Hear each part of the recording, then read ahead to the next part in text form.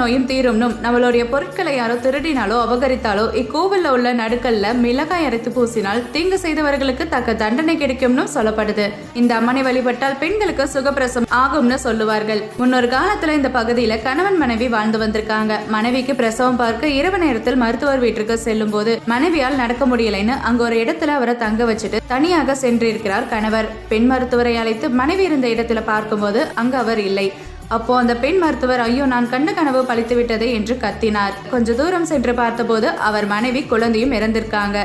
மருத்துவச்சி கண்ட கனவில் ஒரு உருவம் அவனுடைய மனைவியை பயன்படுத்தி இருக்கிறது. இந்த மனைவி அங்கிருந்த மாட்டுச்சாணத்தில் கால் வலிக்கு விழுந்து இறந்திருப்பாள். இறந்த மனைவி ஒரு ஒளியை வந்து அந்த உருவத்தை அழித்து மாட்டுச்சாணத்தில் வலிக்கு விழுந்ததால் மாசாணியம்மன்